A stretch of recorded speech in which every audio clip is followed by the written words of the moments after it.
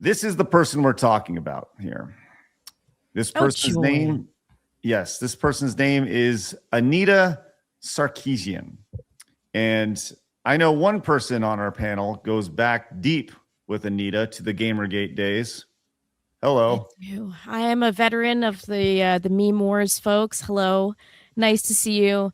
For those of you who don't know who Anita Sarkeesian is, if I may, Craig, break it down a little bit. Yes, please. Okay. Well, Anita Sarkeesian was infamous around the 2013 to 2017 era specifically. She had something called Feminist Frequency along with two other people. And their whole goal was to kind of break down the tropes in video games and talk about how women and minorities struggle in the space. So there was a Kickstarter and they made about $150,000. And they started this series called Tropes versus Women in Video Games. And the whole purpose of the show is Anita Sarkeesian sits in front of a camera and she dissects different video games and how the tropes inside those video games are negative towards women. Of course, the internet took a lot of issue with that, myself included. Well, you may be asking yourself, what happened to feminist frequency? What happened to that back in the day? Why, there was a lot of pushback on feminist frequency, and I'll get to exactly what happened to it in just a minute. You mentioned feminist frequency. You mentioned the tropes versus women in video games. Mm-hmm. She was a big part of Gamergate, and she continued feminist frequency until 2023. But it has since been brought back. I don't know if you've seen this or not. Have you seen this, Keg? Shut down and then brought back. Yeah. I've seen a little bit. The channel right now, Feminist Frequency, is now Feminist Frequency Radio. It has 209,000 subscribers on it.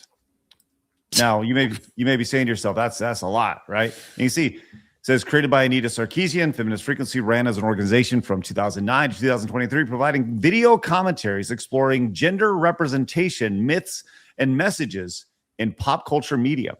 Now, host Kat Spada continues Feminist Frequency Radio's legacy as an independent podcast with fun new conversations about entertainment that asks you to be critical of the media you love. So you can see the wonderful, they're not an X of all things. I wonder why. That blue sky. Shocking. Well, if you want to follow them over on Blue Sky, you can. They got 214 followers over there. They haven't quite transitioned their audience over there yet. And they haven't quite transitioned their audience to the new Feminist Frequency. As you can see, they just posted a new episode 7 hours ago, and it has 62 views. 62 views. And 2 weeks ago, 380. Oh, my God, how they've fallen. It just feels like there's not a market for this. I just, at a certain point.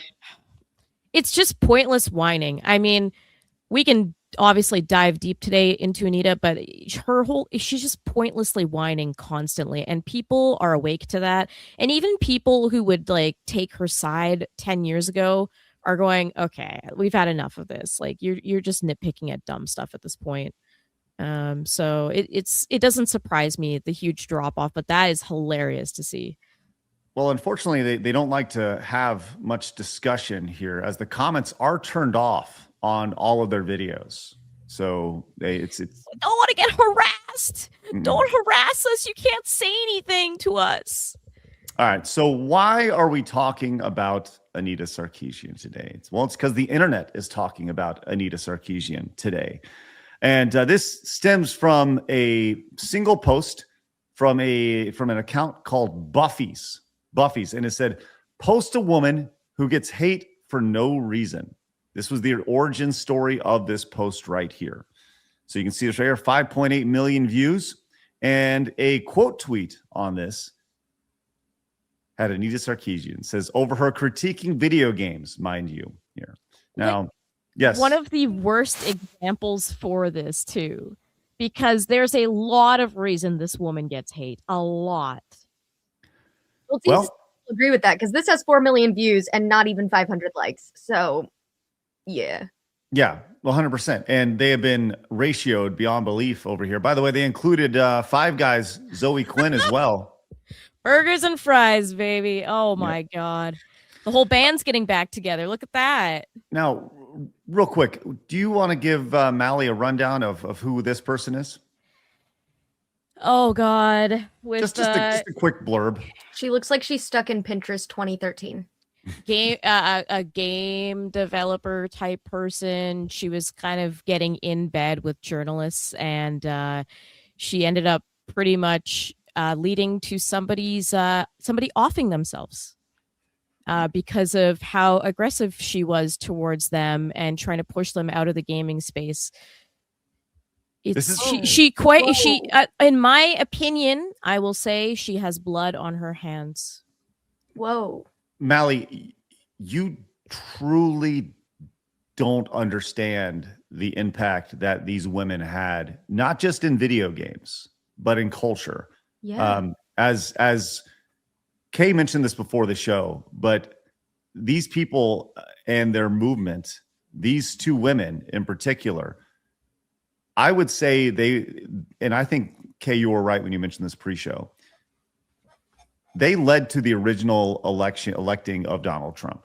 I think it was a direct response to their movement here and just kind of the pushback. Phoenix, what do you remember about Anita Sarkeesian and the whole Gamergate stuff? I actually, believe it or not, I was not really aware of the whole Gamergate and all that other stuff because I was fighting my own fight with the industry at that time. Mm-hmm. But yeah, I do remember how much, though, it created a very clear division. So on social media, it was everywhere. I didn't really understand what was going on, but there was very clear sides, and everyone started arguing, and it seemed to be having a huge cultural impact that I was not aware of. So I actually appreciate Kay kind of filling in for Mally and I. She does, like, the thing is with this situation, why I believe it led to the election of Donald Trump, is it definitely red pilled a lot of people to understand why politics and culture is important, and something that was very personal to a lot of people who otherwise kind of stayed out of this stuff, which is video games, like really massively got attacked, and men were just accosted literally for enjoying video games. And so it just opened this spiral of like, well, why do they hate me just because I'm a white man? And then people looking into more and more and more, and people being more active in the conversation. And, you know, I truly believe like Donald Trump's original election was because of the internet and because of the conversation there. So it brought a lot more people into the fold to be like, we need to change. We need people to actually like stand up and fix everything. It's crazy. It's a little domino and a huge roll of things, but we're here today because of Gamergate. Right. And that's become a big, like, I was educated on Gamergate, and since this show has begun, it was always, I'm with Phoenix on this, right? Like, even back at Screw Attack, we kept our head down, and that's when all this was going on, and people would ask us our opinion on it, and I had no idea what to say about it because I wasn't really following all that stuff, right? And I was naive to what was happening. But I want to go back to this statement that this was all built around this simple premise of a woman who gets hate for no reason, right? This is a lady who went into the video game industry and has later went on to say this. In short, I've been playing games for most of my life. I'm not a fan of video games. The reality of this lifelong involvement with video games isn't convenient for my detractors, so they try to construct a different narrative using whatever fabrications they can muster. One particularly amusing conspiracy theory has to do with my original Kickstarter video. So, these screenshots were lifted from that video and are still passed around as proof that I'm a fraud. I actually had to learn a lot about video games in the process of making this. Because the light on the Xbox logo is not clearly visible, they have deduced that not only that I am a fake gamer who just pretends to play games, but also that I don't even know how to turn on a controller. That's just gross. The reality that LEDs don't show up very well on video when filming in a room with bright sunlight just didn't occur to them, I guess. All around me are familiar faces. Anyways, you get the idea. You get the idea. She really talked out both sides of her mouth, and she went out of her way. She admitted she never played games or disliked them for nothing more than women and them being attractive. Right here. Yep. She even, as it said, went to the UN. She spoke in front of the UN to talk about this. This was a major player, Mally, for a while. Yeah, And she went to the UN to pretty much say, I get harassed on the internet all the time, and she was a big push in like internet censorship. And she was part of Twitter's Trust and Safety Council back in the day too, if you guys know about that.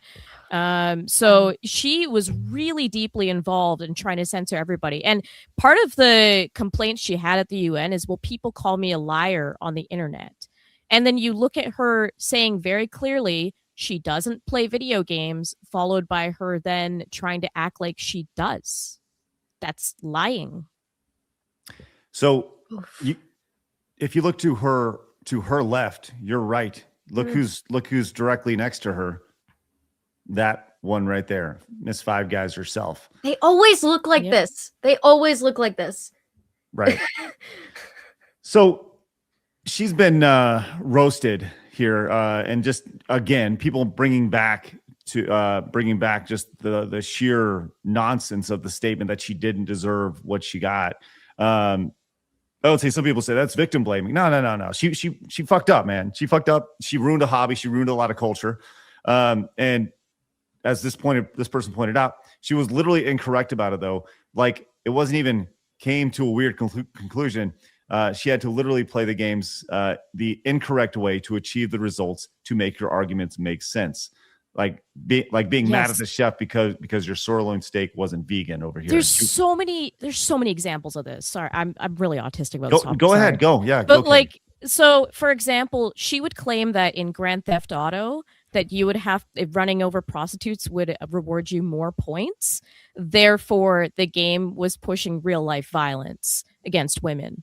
The thing is that you hit any civilian in GTA and you get the same result. So she would go out of her way to be like, if you target a woman in a video game, you get rewarded higher for that, which is completely untrue. And she tried making a similar argument in Hitman as well. So she said the same thing in Hitman. She's like, oh yeah, if you attack women in Hitman, then you get rewarded for it. Guess what? You attack anyone in Hitman, it is the exact same thing, where essentially you get punished for accosting civilians. And she would just try to make it seem like, oh, it's the women. It's the women. No, it's any NPC. So that's just like one like really blatant, easy example of how she would just twist everything in order to make it sound like this is only towards women. It's like, no, in GTA, there's no, like, regardless of who you hit in GTA, you get the same result. Regardless of who you hit in Hitman, same thing. You saw this from Endymion, just to kind of further this home. Says Anita Sarkeesian played games wrong on purpose so she could report them being bad to fit her narrative. She didn't even write her own scripts. A guy did it for her. And once he left, all of her content cratered because she couldn't do it herself. Yes. Also, she married herself as a cherry on top of the pathetic pie. I'm sure you want to touch on the marriage thing, but I want to touch on what Endymion said about writing her own scripts. Yeah, well. Go ahead. Oh, dear Lord, that picture. Yes, this is her getting married to herself. Of course, gay ass flowers. Oh my God. Oh. It's so funny to me. So, for those of you who don't know, feminist frequencies, tropes versus women in video games, it had another person involved, and that is Jonathan McIntosh. And he was a co-writer and producer of Anita's show that would go through and dig on the portrayals of women. So she didn't even write all of this herself. She had a man behind the camera helping her do that. And she constantly tries to act like this didn't happen and that she was writing everything herself. And look, I have no doubt in my mind that she was definitely like a part of that, but she also had this man helping her do that. And you could see through the social media activity that Jonathan ultimately had the same opinions that Anita was putting on in front of a camera. It's night and day. It's very easy. And some of this is lost in time. We all know with the meme wars, things get wiped on the internet, sadly. But eventually they actually split up and her content cratered completely. It was not the same content that she was producing. And it was so clear that a lot of this came from a man. The ultimate irony in that statement, just this the feminist frequency and coming from a dude, you know? Yeah, from a beta male. Never go full Macintosh, folks. Well, he's gone on, and his channel, by the way, is called Pop Culture Detective, this Jonathan McIntosh guy. And he is still producing content. His last video was 6 months ago. And it is his video. Here we go. Look at this. This is, look at his list of videos. The Myth of the Alpha Male. Patriarchy according to the Barbie movie. Here. Oh, he's still going. He's talking about yeah. Barbie movie. Oh my God. Yeah. So there we go. He's still going and blowing, and on the other side, feminist frequency is still just blowing right there. Well, based on the views alone, you can tell he was the one doing it. Right. We saw this meme as well. I think this really sums it up pretty great. And I'll tell you what, Blabs, how about you read the left side and I'll read the right side, okay? Okay. I love the games and books. Then why do you want to change it? I can't see the rest of it. I just want more people to feel comfortable in the hobby. Tell the truth. I'm a nihilistic postmodern asshat that hates your political beliefs and just wants to break your toys. Thank you.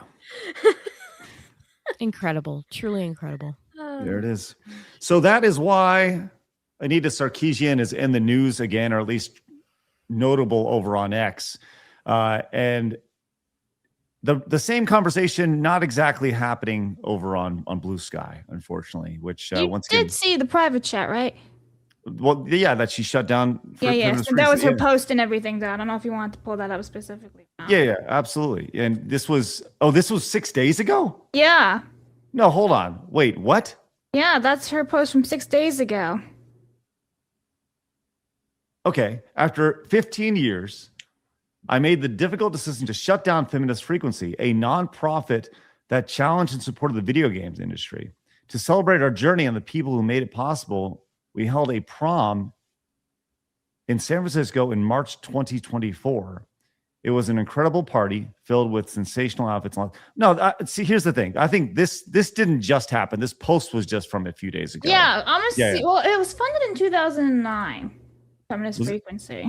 Was this her date? And is this a they, them, or is this a dude? God, that looks like a twink.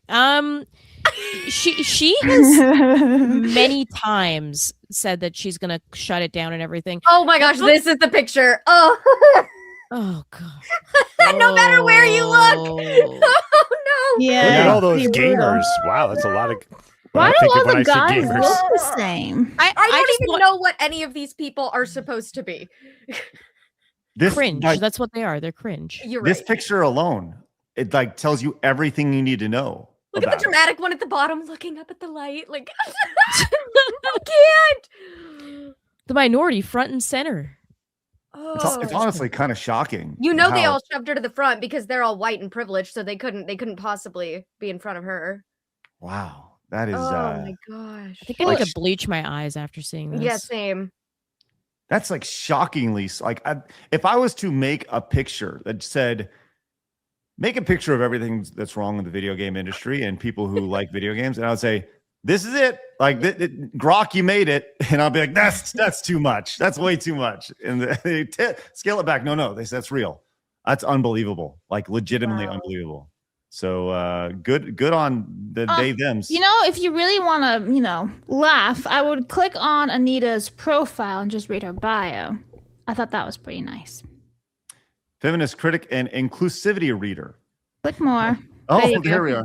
All right, we got more. We're digging into it. Congratulations. It's Oh very my important. Don't forget she, her. Oh, At the very top, right above her follower count. It's important. Yep, she, her, indeed. The red flag for any account. Well, she, her also married herself, as we mentioned here, and this was Like Pokemon.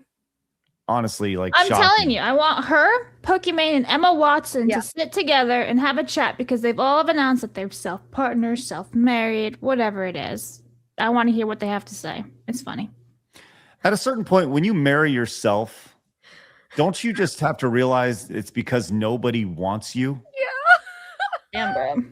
Like there's 8 billion people on Earth, and 0 people want this. To pretend that that's empowering is one of the biggest, like, illusions, self-illusions. Like, one of the biggest things that somebody can do to just trick themselves. Flash in the chat says her boyfriend was there watching this. What? I'm What a sorry, cunt. she actually is dating something? What if that's the case? Something. I Well, yeah, I we can't know We it's know not what he happening. Oh looks my like. God, We know what he she's looks like. I think so I'm gonna stupid. put money on the fact that it's that thing that was in the prom picture. I put money on the fact. Listen, well, I'll do a little bit of digging here and find out really shortly. With that said, like, isn't that the most emasculating thing you could possibly think of? If you're a boyfriend and your girlfriend is marrying herself, like, talk about fucking getting D-U-C-K. need That's, in like, your worse than vagina. her proposing. Imagine she just gets married without you. I'm gonna have a birthday and I'm gonna have my own wedding. It's like, what? Woman, are you For that who? insecure that you can't even wait Yes. for your man to propose to you? Yes. It's truly baffling. Phoenix like getting a headache. According to the internet.com, I know, Phoenix, I know. This is even better. Okay, once again, this is AI, so take it for what it is. Anita Sarkeesian is married to her husband, Captain Pike. What? That's apparently her husband's real name. His first name is Captain? I guess. Maybe that's his Pike. pronoun. Maybe. I Maybe guess? that's what she calls this little thing. Ooh. She probably doesn't have to ice her What vagina after the that. I'll tell you hell? that much. Who she affectionately refers to as Boo Bear. So I'm sorry. No man wants to be called Boo Bear. Right? Boo Bear. Boo Bear. I hate baby names and baby talk like that. Jaboo- Oh, I Jaboo- hate it. Oh, no. God. Oh. I can't find anything Jaboo about her bear. actually being married to a person. Well, I that's don't because maybe he's an alien. I do see something on her X page. Yeah, I do see that as well. But Oh, I it don't looks want to. fiction. Yeah, I don't want to pull That that looks up. Either way. Well, whatever. Regardless, everything about this is fictional and silly and dumb. And she should go back to the corner where she belongs. Permanent timeout. Yes. In the basking in the irrelevancy that is Anita Sarkeesian. So there you go. So that is why she's back in the news. And fuck my She life. very much is justifiably hated, and will probably always be. That will be her legacy, being one of the most annoying women to ever exist on the internet, and causing everything that she hated. She literally caused the election of Donald Trump, probably the worst thing in her universe. So, good job. Yeah, Blab, that has do you to have be one of my favorite things about their side is that they help us. You're our Um, best soldier. Thank you, Anita. Yeah. Blabs, you had a note down here from Cecil. Yeah, so Cecil texted me what I put in that document. Now, the thing is, though, I couldn't really find a whole lot about it, but I know Kay actually talked about this over the weekend when Michael was in the house. Now, if Resident Racist will respond to me, that'd be great. But she, if I remember correctly, you know about Candace Owens and the doxing and how she's actually tied to Anita Sarkeesian, correct, Resident Racist? I wouldn't say she's tied to Anita Sarkeesian. Candace Owens just kind of came into the scene on her own and started this thing called Social Autopsy. I don't know for sure there was any sort of collusion between her and the other side. She was kind of saying. she came in on her own eventually, like after like a bunch of this other stuff had happened. So I would be interested to see that if that's true. It might be there was a lot that happened during the time. It was something that you were active in every single day and found new information like every minute. So maybe there was something that I didn't realize that she was connected to them. But Candace had made that platform because she had apparently gotten bullied when she was in her youth. And the platform in question essentially would put the personal information of students on there so that bullying would not happen because their information was more out there. That was kind of the gist of her platform. Yeah, I couldn't really find a whole lot of tie-ins with Anita and Candace, but it could be possible. I don't know. But that's the message Cecil's. He's watching the show right now, so hi, Cecil. It's possible that people on that side who were against harassment would then naturally gravitate towards supporting social autopsy because it would help them solve their problem of threats. So it's possible that they maybe championed that, but I don't see a case of Candace actually taking their side and being in collusion with them. Well, a little Anita Sarkeesian to start your day, everybody. Isn't that great news? I'd rather have tea. I have a quick question for Kay. Sure. The Me Too movement, did that come before it, during it? Because obviously, because there was that big momentum, and I'm curious if Gamergate came after it, that kind of popularized that kind of notion to start looking at men in industries, etc. Where do you know where that was? Gamergate would have sat around 2014-ish. So when did Me Too start? 2016. I remember hearing Me Too stuff like several years into Gamergate, but I also was more video game centric than I was like Hollywood centric. So Gamergate may have even inspired that. You never know that it was making such a cultural impact that maybe that also kind of came from that as well. Yeah, it started as journalistic ethics. Everyone remembers the day where all of these game journalists posted at the same time that gamers were not needed anymore. Gamers are dead. Very famous article. And then from there, we all kind of started to get involved. And by 2015, it was even more aggressively involved. By 2016, we're seeing campaigns and stuff. So yeah, I would say the first year to year and a half was very much video game centric, the collusion of journalists, and then it slowly started pushing into other issues and got more and more political. And Me Too is absolutely a part of the conversation. I do remember being a part of that, but it's all a blur at this point. I do believe that there's probably some things that led to it, but at the same time, Hollywood has had that bubble for a long time, and I'm sure that just kind of blew off on its own. But I do remember being part of laughing at Me Too movement. I do remember that. I got another video for you right here for you to check out.